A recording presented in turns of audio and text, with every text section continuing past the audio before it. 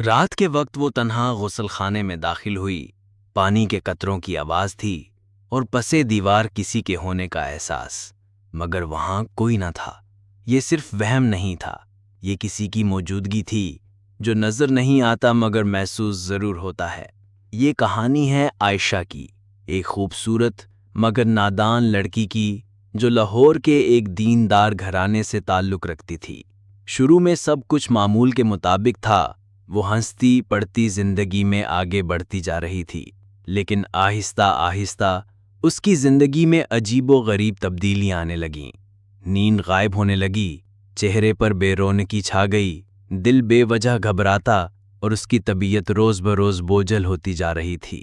خوابوں میں سائے آتے، کبھی کوئی اندھیرے میں اسے چھوتا محسوس ہوتا اور کبھی ایسا لگتا جیسے کوئی اس کے آس پاس سانس لے رہا ہو۔ شروع میں سب نے سمجھا کہ شاید پڑھائی کا دباؤ ہے یا کوئی نفسیاتی مسئلہ۔ ماہر نفسیات کے پاس لے جایا گیا، دوائیاں دی گئیں مگر کوئی فرق نہ پڑا۔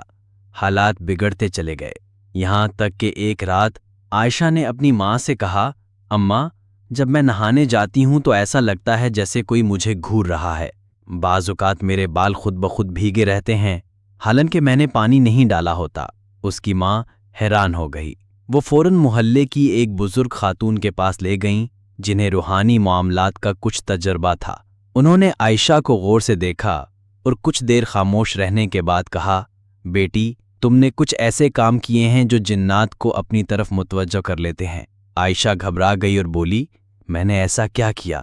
بزرگ خاتون نے کہا، تم رات کو اکیلے غسل خانے جاتی ہو، کھلے بالوں کے ساتھ چھت پر بیٹھتی ہو، مخصوص خوشبوئیں استعمال کرتی ہو اور بغیر دعا کے تنہائی میں وقت گزارتی ہو۔ یہ تمام کام نادانستہ طور پر ان نادیدہ مخلوق کو دعوت دیتے ہیں، خاص طور پر نر جنات کو، جو ایسی عورتوں کی طرف راغب ہو جاتے ہیں۔ بعد ازاں ایک ماہر عامل سے رجوع کیا گیا جس نے وضاحت سے بتایا کہ تم پر ایک نر جن عاشق ہو چکا ہے۔ اس نے تمہیں اس وقت سے اپنانا شروع کیا جب تم نے بار بار ان اوقات میں بے احتیاطی کی۔ تمہاری تنہائی، خوشبو اور بے پردگی نے تمہیں اس کے قریب آنے کا موقع دیا۔ عائشہ یہ سب سن کر کانپ اٹھی۔ وہ سمجھی کہ یہ سب کہانیاں ہوتی ہیں، لیکن اب اسے یقین آ چکا تھا کہ کچھ چیزیں کہانیوں سے بڑھ کر ہوتی ہیں۔ اس نے فوراً اپنی زندگی میں تبدیلی لانا شروع کی۔ اب وہ غسل خانے میں داخل ہونے سے پہلے بسم اللہ پڑھتی، صبح و شام کی دعائیں پڑھتی، رات کو اکیلے نہ نکلتی اور خوشبو کا استعمال بھی محدود کر دیا۔ وہ اپنی نمازوں کی پابند ہو گئی اور آہستہ آہستہ اس کی طبیعت بہتر ہونے لگی۔ نیند واپس آنے لگی، خوابوں کی دہشت کم ہونے لگی اور زندگی پھر سے پرسکون ہو گئی۔ عائشہ کی کہانی محض ایک کہانی نہیں بلکہ ایک حقیقت ہے جو کئی لڑکیوں کے ساتھ پیش آتی ہے، مگر وہ لا علمی میں اسے نظر انداز کر دیتی ہیں۔ یاد رکھیں، جنات موجود ہیں اور ان کے لیے عورتوں کی بے احتیاطی ایک کھلا دروازہ ہے۔